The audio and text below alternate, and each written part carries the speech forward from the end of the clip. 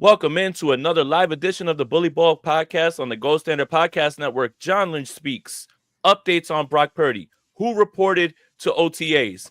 And who on earth is going to be the pick at 11? Steph Sanchez and I will discuss all of that and more right after this.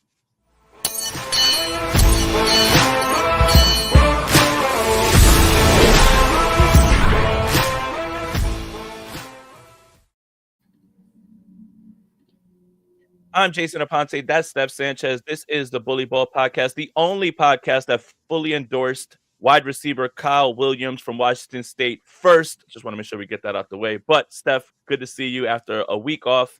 Felt like there wasn't much to talk about, but this entire week, it's a lot of topics, a lot of things are going on again. For sure. Well, for one, I knew you were going to slip in some reference of, our draft fave, Kyle Williams. And, obviously we're happy to hear the 49ers had a 30 visit with him. The agenda, the narrative is very much still alive. But yeah, I mean, as you mentioned, like this week is the week. I mean, we've all been waiting for, we've all been discussing for several months now. We're getting little nuggets and pieces of information that are helping us kind of put the pieces together as to who the 49ers may pick. I think we've got a narrowed down list of names that, make a lot of sense for the team that, I'm excited for some, a little worried about others, but that's something we could talk about later. Yeah, 100%. And this entire week is just reading tea leaves and everything as well, too. And just who's been here, who's come in and what are the 49ers looking for? The first question I'm going to ask you, Steph Sanchez, is why does John Lynch hate Shamar Stewart? Do you think he hates Shamar Stewart? I think Listen, when you put out a quote that says sometimes the college production, it matters more, who else are you talking about? I thought it was really funny because I feel like there have been several reports to this point that the 49ers have interest in Shamar Stewart, and that's the name they keep hearing for potential pick at 11. Josh Norris from Underdog said he's heard Chris Kosarek love Shamar Stewart. I mean, not surprising, right? But John Lynch's comment today kind of shut that down, and it was kind of like, I don't care that you like Shamar Stewart. I'm not picking him. So I don't know. Kind of made me feel a little bit better because I do have my reservations about Shamar Stewart and the 49ers picking him. Obviously, a lot of upside, I think, but that's a big if, and that's a big projection for, a team who is needing an instant impact player at pick 11. I don't like the process of having to teach a pass rusher their position, at pick 11. Like, that's just not what I would choose personally. But you know what it did sound like, Jay?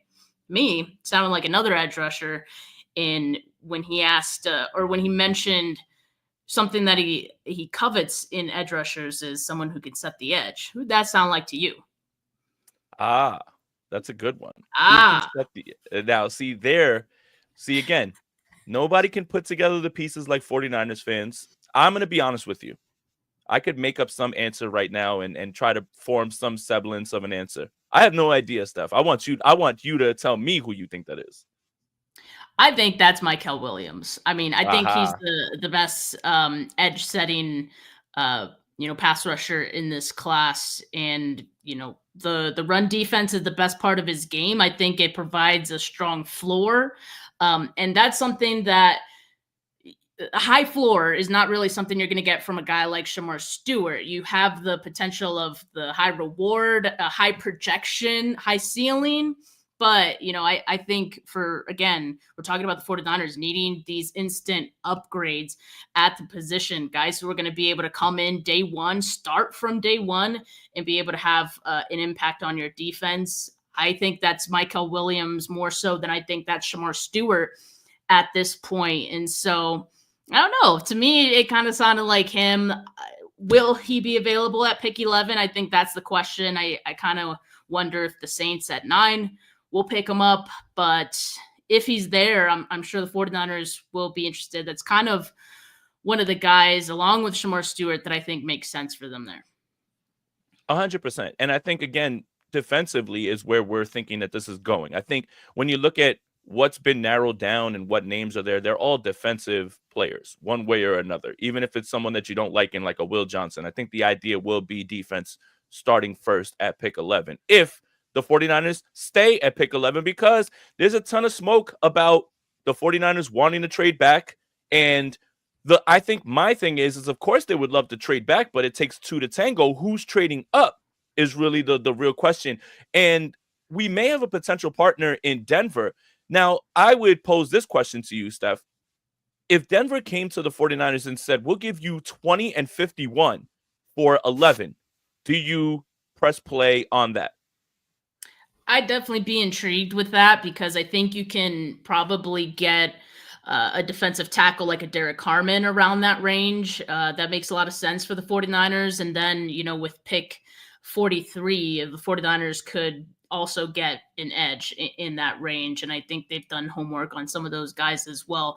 So yeah, I would pull that trigger. My question is, who do the Broncos want? Like, who are they eyeing? Because I think I've heard a lot about them being interested in running backs. Do they need to Genty far for someone like Omarion Hampton? Hampton, yeah. But if Genty's there, that would very much be in play, I think, if they want to go big on that. But otherwise, I think, kind of what John Lynch said, like, he's not really anticipating a lot of movement.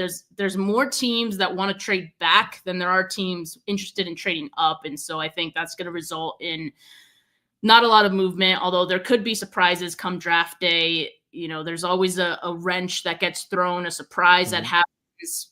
Some players start to fall, and then that's when you start to see some action. But I think right now that I don't really foresee a lot of that. We'll see what happens on draft day, of course. So the idea that I have with 20 and 51 would be something like Derek Harmon and Landon Jackson. And there you go. Like, you have two guys that potentially will be in those spots for you. I think the intriguing part about this is the difference between the talent level at pick 11 all the way to pick 20, meaning it's negligible. And it's something that's a concern for most of those players that are there, right? The Derek Harmon thing right now, Ben Albright was pretty upfront saying it's medicals. Now it's medicals. And again, how much of this is smokescreen? How much of this is trying to, have this come out to make the guy fall to you, right? Obviously with the idea of Mike Green, it's the off the field stuff. And I think that's what makes this intriguing, right? And more bites at the apple means you'll have a higher success rate, or a higher chance of success, I should say, in landing a guy, right? So it's intriguing that all this stuff is coming out. But again, like, the 49ers definitely want to trade back, but it doesn't mean that someone wants to trade up. And just because you want to trade back doesn't mean that someone has to. And I think that's what the 49ers are kind of exploring now, is just, what are all the possibilities? And I think that's what this entire week is going to be about, is about what are all the possibilities? Are we going to be here? I don't think the 49ers are going to look to trade up, because then that's giving away, draft capital. But I think right now, continuing to build up draft capital, even though you have 11 picks, if that turns into 12 or 13, yeah, your question might be, how do you fit all of these guys on a 53-man roster? And then you end up with like a Jarrett Kingston situation where, you draft somebody and then they wind up moving on because you just don't have enough spots. But I do like the idea of more bites at the apple. So I think this is, if getting a premier player at 11 is at the top of the list of what I want the 49ers to do, then right behind that is trading back and getting more draft capital and getting a shot at other players, because I do think the level from 11 to 20 in terms of the player that you'd be getting, it's negligible. Like, it depends on what you want, right? Like, and I think that's kind of where I'm at with this talent group that's in this range from 11 to 20.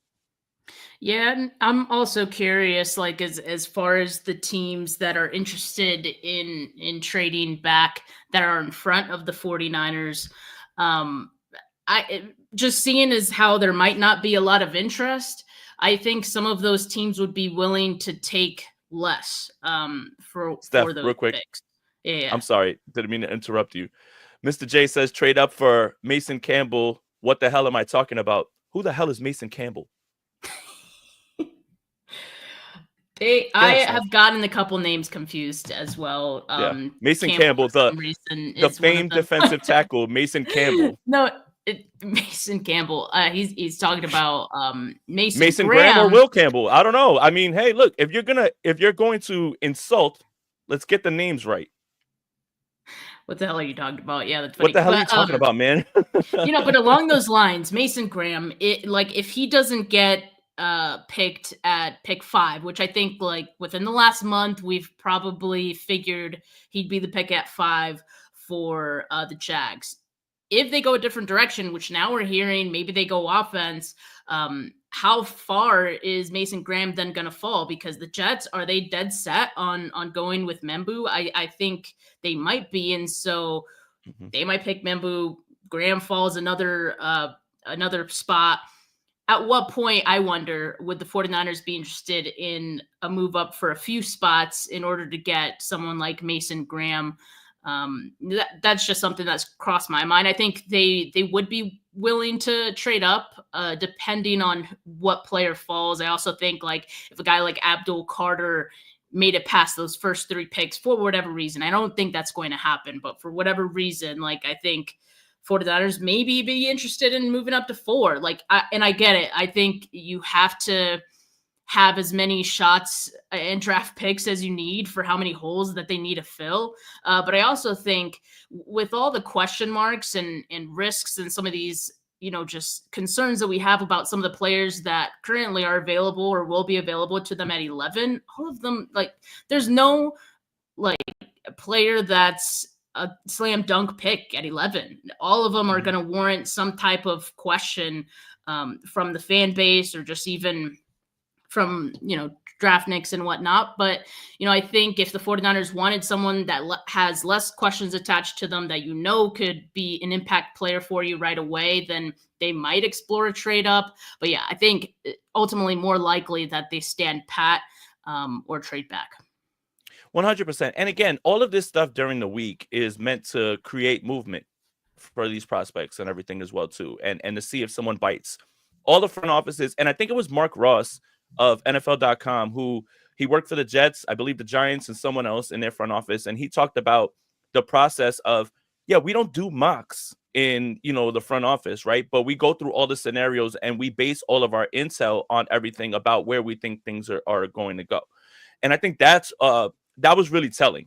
It's really like right now, John Lynch saying, and we can pivot to the other things that John Lynch talked about because there was far more interesting things I think at this point. John Lynch says that the 49ers have 20 players with a first round grade. 20, right? What number did we say that the Denver Broncos have? 20. So there's your 20, right? All the way. So that means you have 20 players and you'll be at pick 20. But when I talked to Mike Tannenbaum about the idea of when you trade up or you trade back, he said, however many spots you trade up or trade back, you better have that amount of players that you like. Meaning if you trade back 8 spots, you better have 8 players that you like, 8 to 10, because you never know what's about to happen. And I thought that was a really interesting way to think about this. So the biggest part is any potential shakeup in the top 10, and what I mean by shakeup is hoping that the New Orleans Saints panic and, there's 3 quarterbacks taken in the top 10. That would be a dream scenario for the 49ers because then a premium player is going to be pushed down the board and it's going to make things more interesting. I'll say this. I want to ask you this question. Do you almost want a lot of these players to come off the board so the 49ers don't have too many options, or they just have a guy that they're just like locked in on? Because I don't want them going like, oh, this guy or this guy, and then they have to decide, right? It's almost like you almost want that decision taken off, and it's almost like the idea of if you have too many options, then you have no options. Yeah, I mean, I do think the 49ers have 2 to 3 players that they probably like at that spot. And so I think there's a decent chance that at least one of them, one guy we're going to talk about today, Walter Nolan, right? Like, I think he'll most definitely be available for them at 11.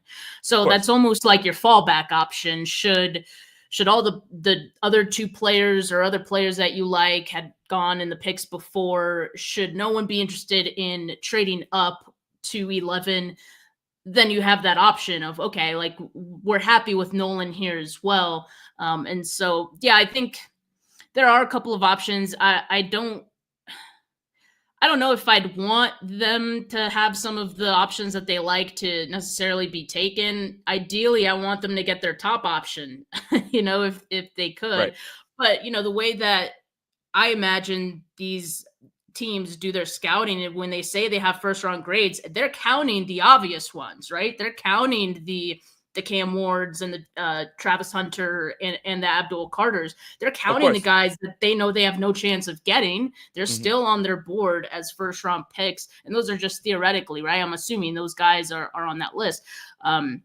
So yeah, I mean they'll go down, and they'll cross out the names that have already been drafted, and ultimately probably come down to the best guy on the board that's available when they pick. And that's what it's going to all come down to. So, again, the draft is obviously 2 days away, and all of this stuff right now is just, the 49ers doing due diligence, drink, and trying to figure out the intel and figure out who they're convicted in, drink. Like He didn't say that today, by the way, he as far didn't. as He I did know. not. He did not. Yeah. So hey, look, maybe he's catching on to the joke. But we're gonna find out, and again, any potential shakeup, because again, I believe a lot of people are saying like this is going to be a very action-packed draft in terms of reaches and players that you're not expecting to go somewhere. But any sort of shakeup in front of the 49ers only suits to benefit them, because then it'll push players that they already had on their radar, hoping that they would fall. They possibly could. But today, offseason program begins. A lot of people showed up. Brock Purdy showed up. Fred Warner showed up. George Kittle didn't show up, but I'm going to tell you why that's a nothing burger. George Kittle never goes to these things, and it's not an issue. Although a report came out, there's good communication with George Kittle, is what John Lynch said, but they're far apart on a contract extension, right? That's fine. It's April 22nd. Not really too worried about that. Again, Kittle never goes to these things, and that's even when he had a contract. So you had to assume that this was going to continue. But what does it say about Brock Purdy showing up when he doesn't have the contract, even though, there's steady communication and everything's going there? Because I think it and Trent did show up today as well too, Stephen pointed out. I think it kind of lends to what I was saying about, I don't know if Brock Purdy is going to be someone who will hold out. I just don't think that's in his DNA, right? And again, this could mean something, this could mean nothing. But I do think it's telling, and it's really cool that Brock Purdy understands, hey, I want to be here to start because we want to get this continuity going. I think that's pretty cool. But I do think that, like, I just don't think that Purdy's mind is wired to just hold out like that during a time when it's really important for the team to get, really into a familiarity stage. Yeah, I think it tells you a couple of things. I think for one, it could mean that, yeah, like things are progressing well and in a good direction with this the contract negotiations with Purdy, that maybe they're close enough that he feels comfortable doing that. But also, like, I think you're right. And we've talked about it before, and we've seen him working with all these dudes and hanging out with all these dudes this offseason. Kittle, he's been hanging out with Ricky Pearsall, Jacob Cowing, like getting some work in with them. So I think it tells you, like, he is really focused and locked in on this year. He's not trying to have, this distraction. He has seen firsthand how that has impacted players in the past, and I don't think he wants to fall victim to that as well. I think he has a lot to prove still, which is crazy to say because, he's been the starter of this team for so many years, and I think at every turn, he's proven something to this team, to this fan base, to the naysayers. But, I think it's obviously a good sign, and I think it's a sign of his character as well, which we already knew was, A1. And maybe he's also hoping that, hey, like, I am a team player, I am a team captain on this team, I'm going Mm-hmm. to act like it, and this is just yet another reason why I deserve to be paid this amount, right? So, like, I think it honestly helps in the negotiations, and hopefully, like, gets it to close out a little bit sooner. Yeah, and I'll read John Lynch's direct quote. That's Brock. He's a pro. Brock's very clear-minded and not going to let other people influence what he should be doing. That's one thing everybody respects about Brock. He's done a lot for this organization, and we're grateful for him.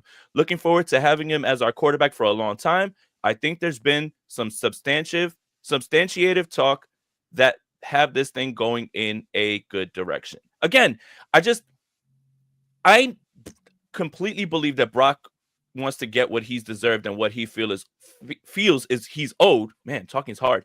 But I do think that he can do that and also be a part of the offseason programs. And I don't think one way or another that it's going to affect or influence that. And that's just always been my belief. Again, what's the belief on? Vibes, just based on how the young man speaks. Again, I'm really just taking an optimistic standpoint here because I'm a naturally optimistic person.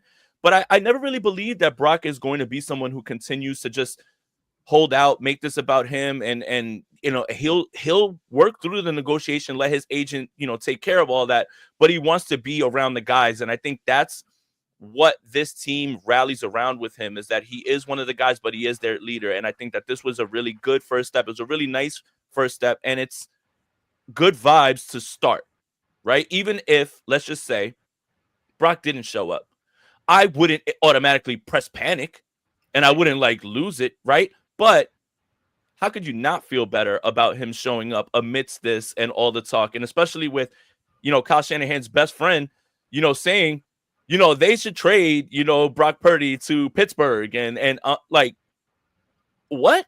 I mean, if that was going to happen, that should have already happened. Like a draft day trade of the guy that you are expecting to start for you next season, and then you pivot to whatever Mac Jones and whatever plan you have. That doesn't seem like good process, right, Steph?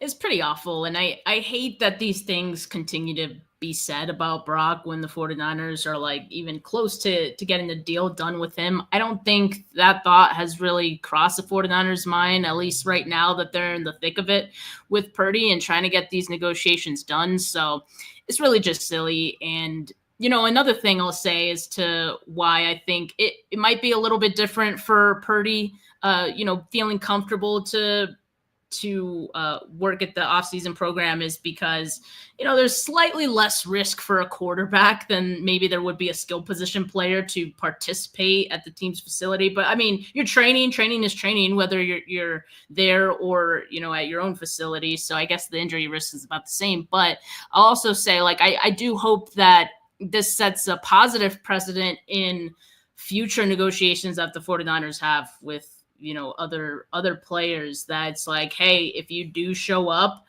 you will get rewarded. And I do think that's where the 49ers are at. And we call it hardball and what is it? Lowballing players. Mm-hmm. Lowballing players. Lowballing players. That's good. That's a good way. Speaking of Devontae Adams, that was funny. But, I think with that, they have shown that if you are the kind of player who's going to be a leader, who does everything the right way, and you show up, not just literally, but also figuratively, I think, they've shown that they will reward players. And so Brock Purdy doing that and then having the contract, here soon to show for it, hopefully will set that precedent for other players that they should do the same. And you know what? Again, based on vibes, nothing more.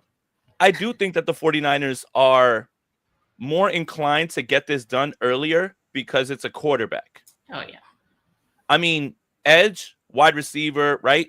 Those are important. Edge, especially and specifically, I'm obviously talking about Nick Bosa.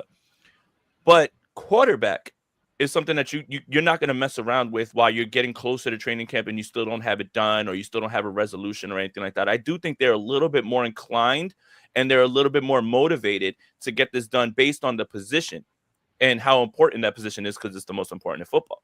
So I do think, again, based on vibes, nothing more, that this does feel like we're getting much closer to a resolution here at the end of April than we ever would have suspected with any of the other contract negotiations that have been going on based on positional value. So I do think the 49ers are, I don't want to say they've changed their ways, but I do want to say that they realize who this is and what this quarterback position means and why it's so important to get this done. Also, they realize that this season cannot start slow.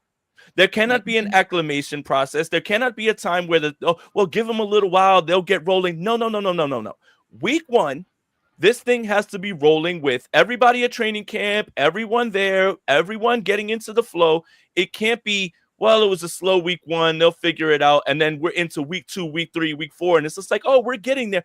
No, no, no. With this schedule based on winning percentage, which is one of the lowest in the league, you have to start right away. So I think there's urgency on the front office's side, not only with the players because they want to just get this thing rolling, but they realize that after last season, we cannot afford to stumble out of the gates in any form or fashion.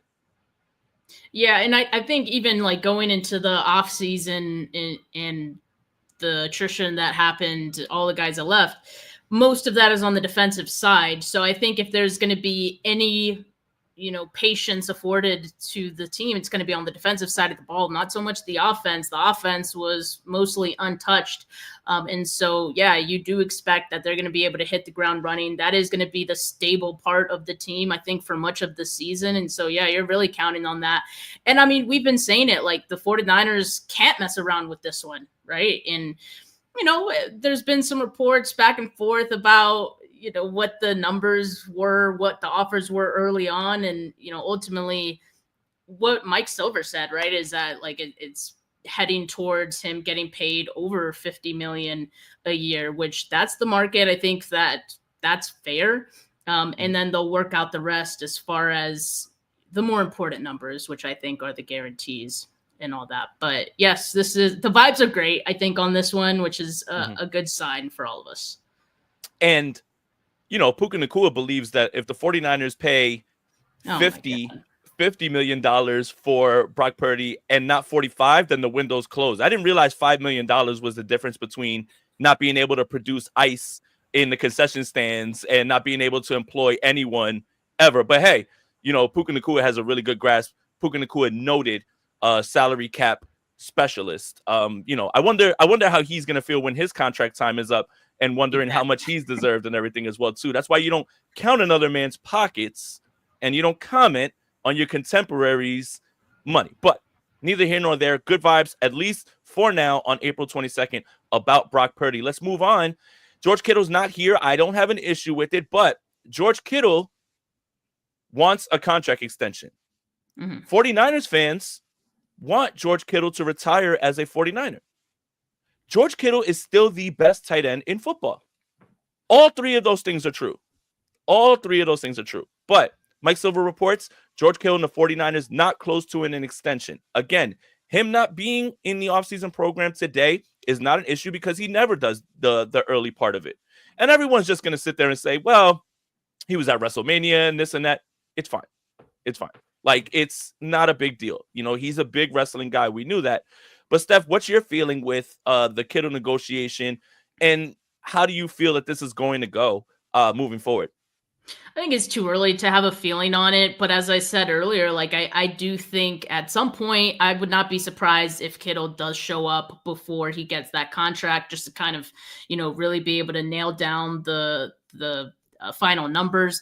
But also, like, I think Kittle has done everything the right way. He has showed up on the field. He has showed up for his teammates. He is the epitome of a leader on that team, on that offense. And so I think he's going to be rewarded for it.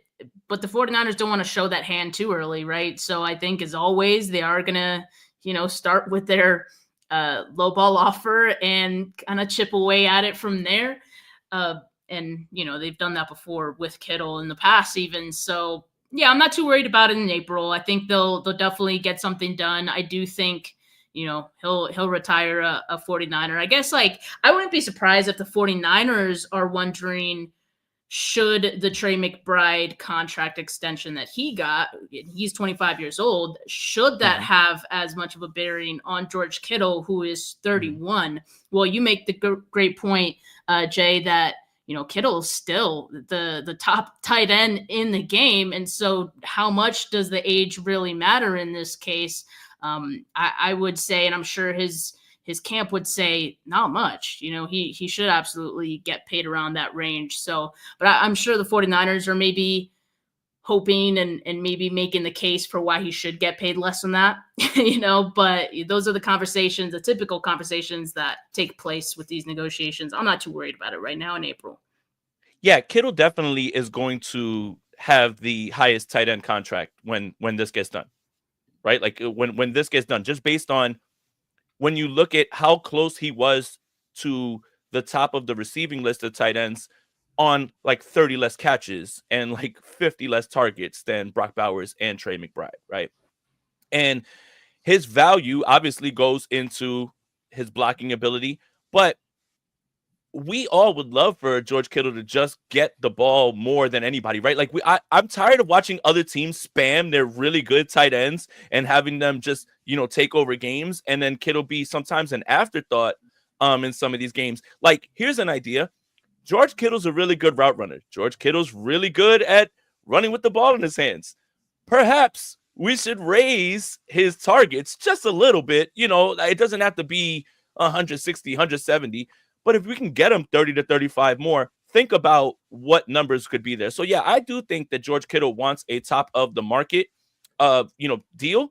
But I do think the 49ers are telling him, like, hey, man, you're 31. It's like in negotiations, people are going to use whatever leverage they have. And I'm sure they're giving the leverage of, hey, you're 31. How can we pay you? Trey McBride's young. That's why he's getting that amount of money. But ultimately, as long as the 49ers drag this out and it gets longer, they're going to wind up paying Kittle, and they're going to wind up overpaying.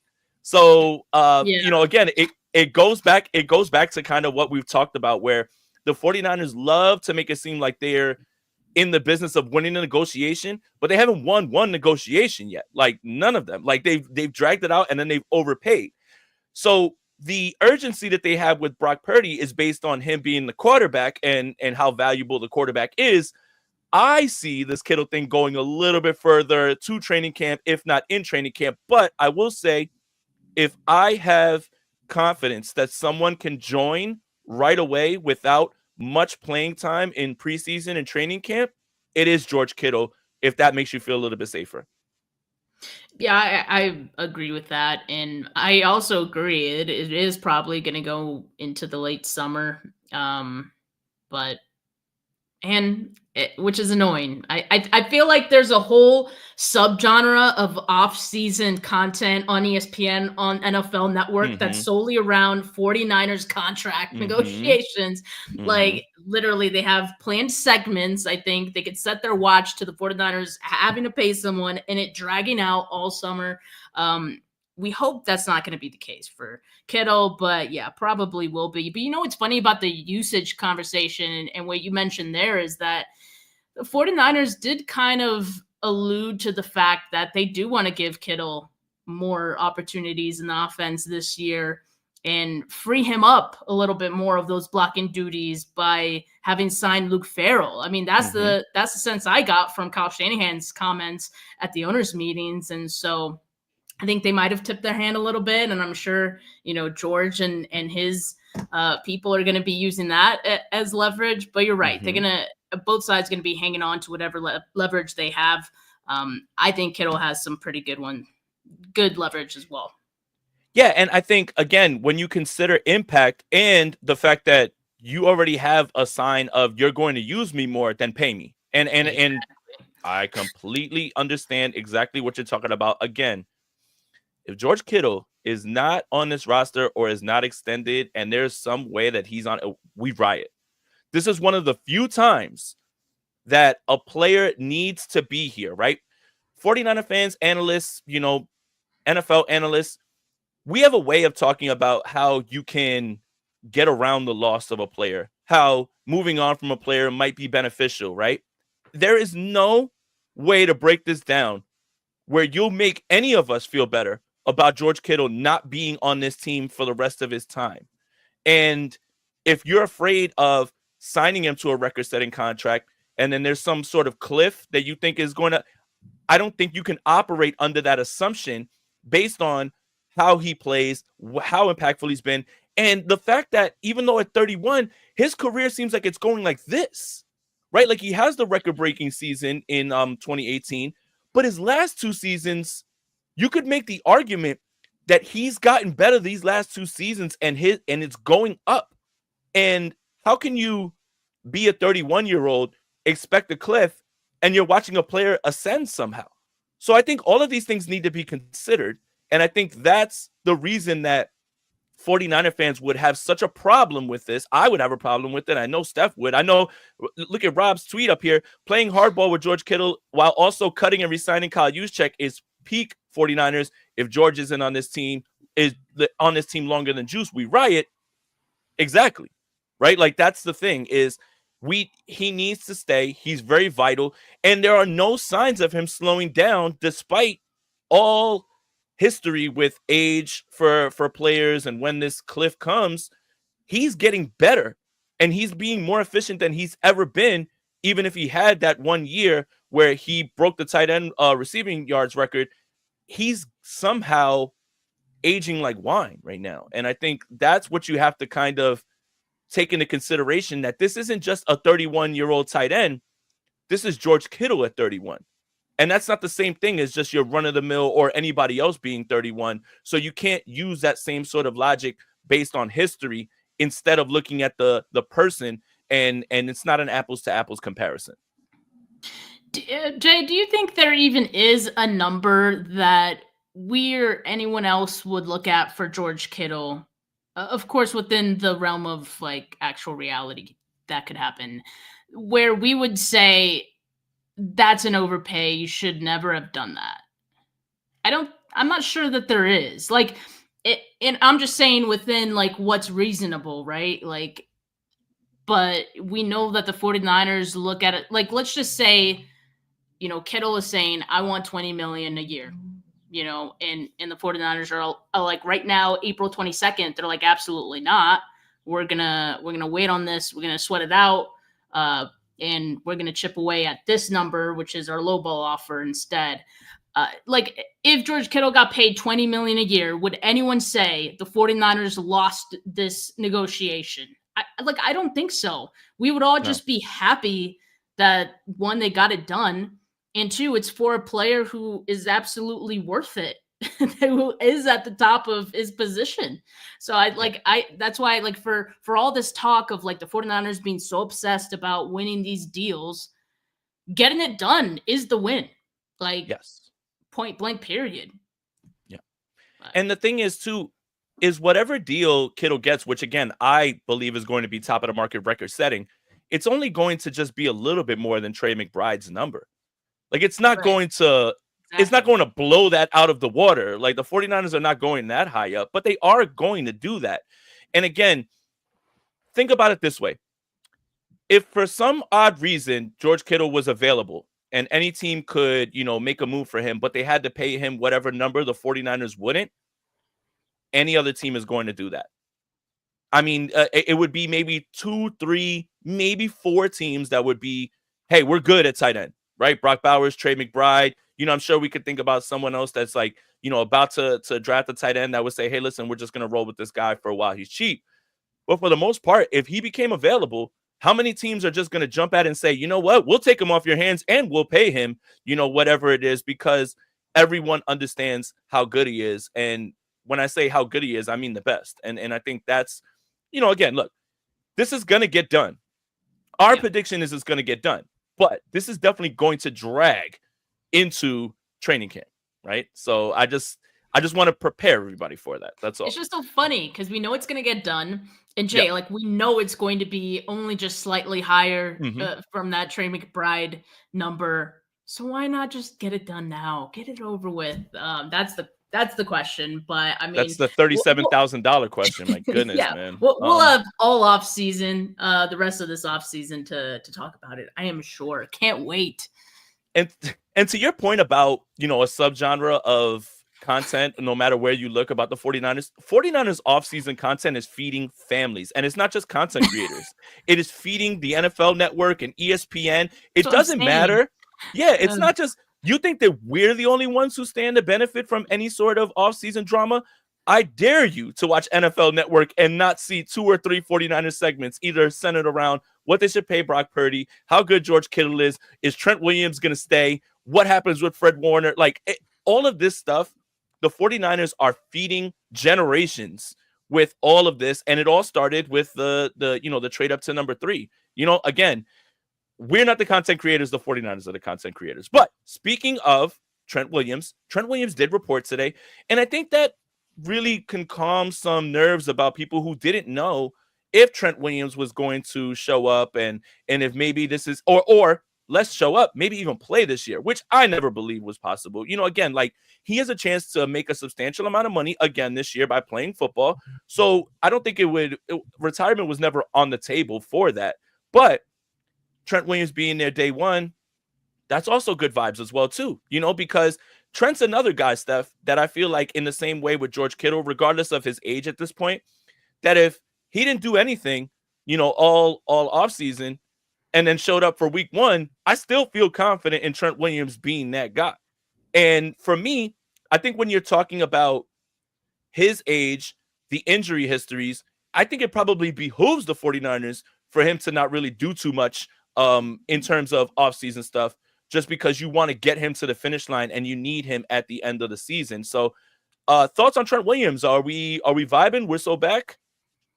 Yeah, I mean, I do think John Lynch had already said that, Trent Williams had told him earlier in the offseason that he was going to play this year. I feel like I did kind of let the fears of other fans kind of get to me, because then I started like getting worried about it. And they're looking at some of these top offensive tackles as well too. So you kind of wonder, oh my God, is this a Joe Staley situation where like he's told the team he's changed his mind, which can always happen. Like, guys can change their mind. They're allowed to do that. And maybe that's why they're looking at tackles at 11. But no, I mean, yes, this definitely alleviates concerns for all. And I think also what it tells you, which John Lynch said, they almost have full attendance at the offseason program, which is a great sign. I think last season it was like a record low maybe for who was there at the offseason program. And that was probably a sign of what was to come. And it's not very surprising. They had a very late season. They went to the Super Bowl, didn't go how they wanted it, exhausting every imaginable way you could think of, right? So I think that was part of it.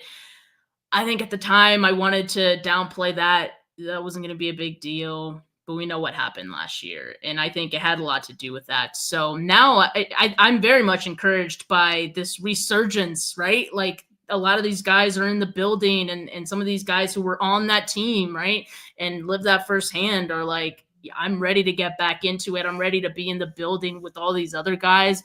Again, just going based off of the vibes alone. They feel positive right now. So I think that's what the 49ers need going into this year. Because they need to ride the positivity, and they need to ride the good vibes to something, right? And hopefully something good. So, in addition to, Trent being there and alleviating my concerns, I think it also gives me a good feeling about where the team and the mindset is at for everyone else. Ethan Paris says, I suggest we replace John Lynch saying convicted with Jason saying as well too for the drinking game. The problem is, Ethan, is that we do our show in the afternoon. And if we played this game, you'd probably have to go to the hospital. So I want to make sure that, if we were doing this show at maybe 8 p.m., might be a little bit easier, because then it would just be 1 hour of it. And then, you can just like fall into bed. But we can't have people, it's 1:28 on the West Coast being hammered because of something that I use as a way to connect my thoughts, when my brain's moving. So, yeah, I don't think that's safe. But Cam Inman tweeted out what John Lynch said about Trent Williams. Our entire team is almost here. We need that togetherness. We need that shared sacrifice.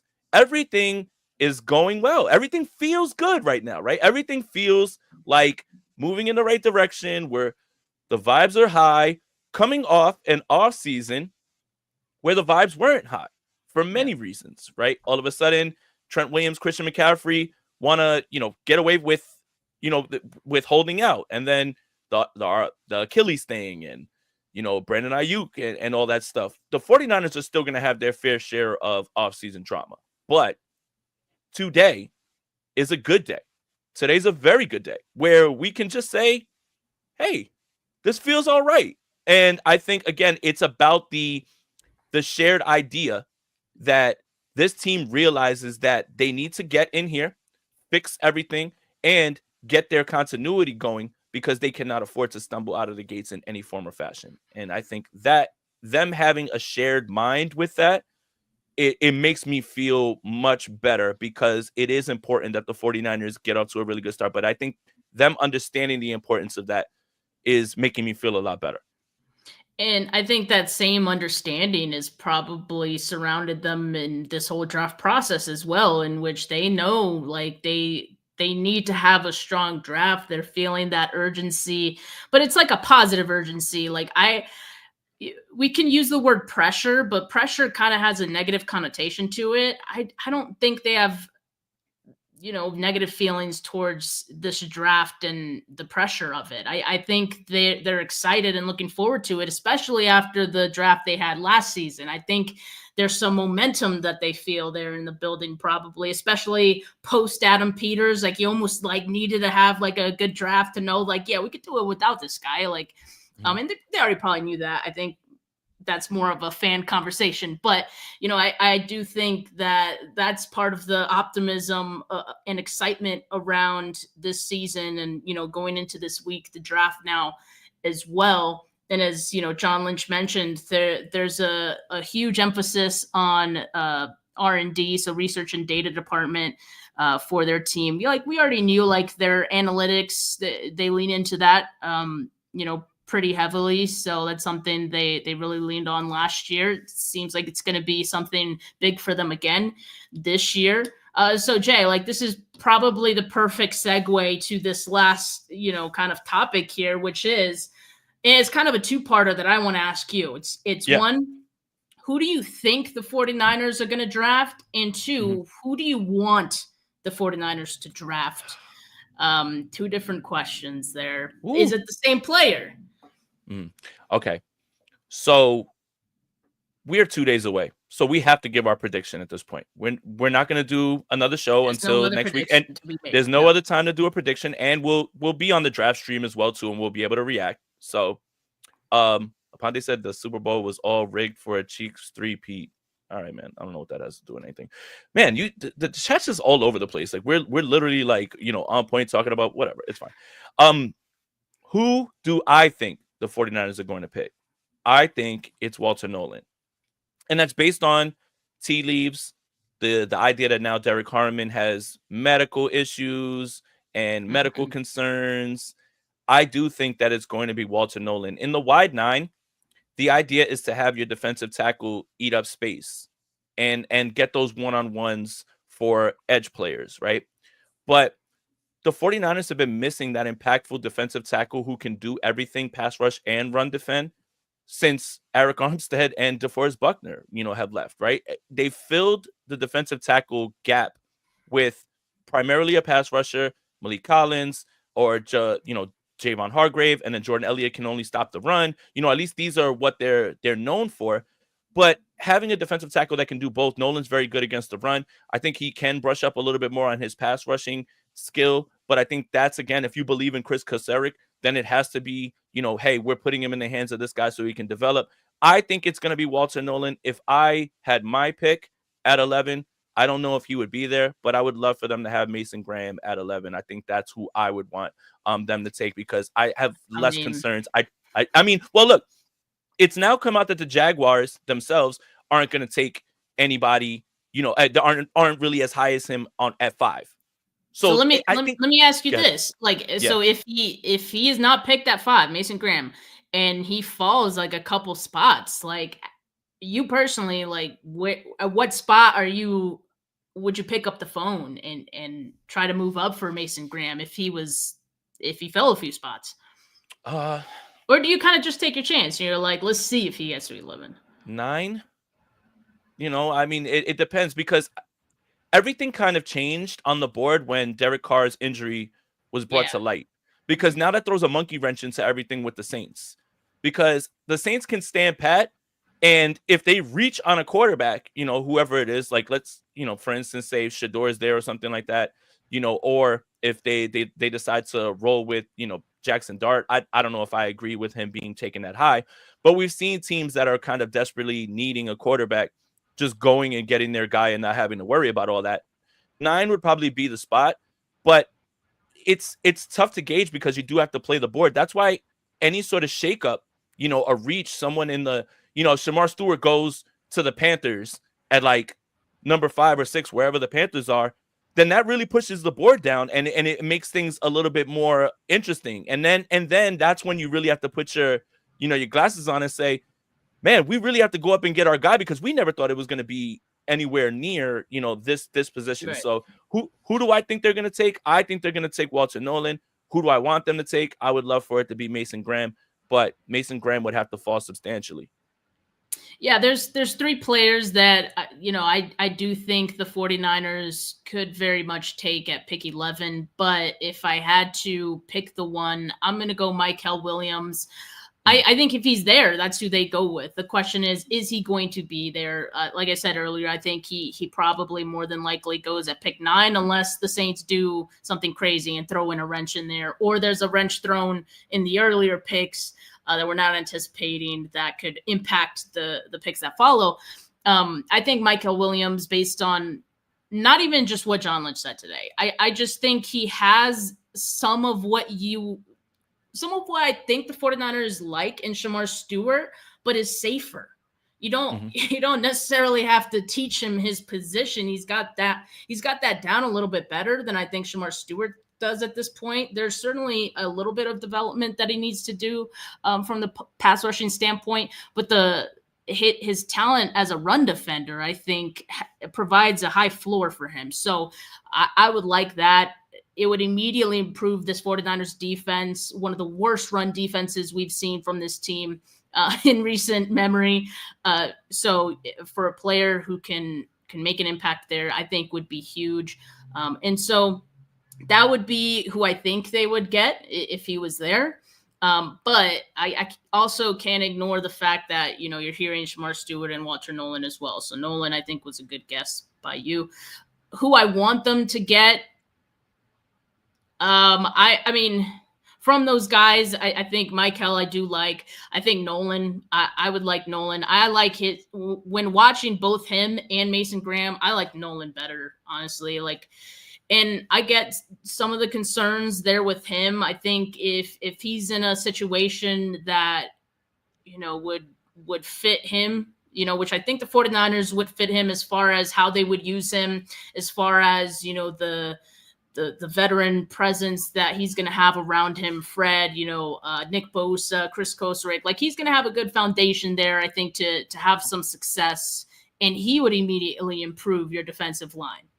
He would be able to absorb those double teams. Sometimes he was even getting triple teamed. And I think he threatened opposing offenses in a way where you have to know where he's at all times. That is something that'd make a huge impact for this team, and not just for, himself, but the edge rushers as well. It would help them out a lot, and they probably get a lot more, one-on-one scenarios. So Walter Nolan, I think, would be the pick that I'd want. I'd say my honorable mention is Jahad Campbell too. I just love the idea. His medicals concern me.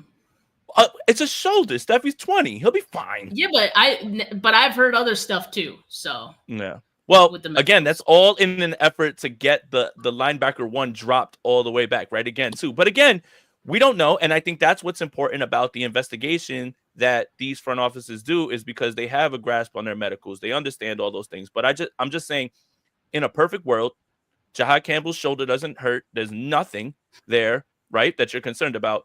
I would love to have him be Fred Warner's running mate, because it's literally like replacing Dre Greenlaw with someone who is very similar to him. I'm not going to say better, because that's a disrespect to Dre Greenlaw. But 2 things are certain.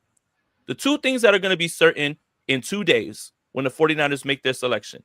1, whoever 49er fans are high on and want to be the pick, most likely it won't be.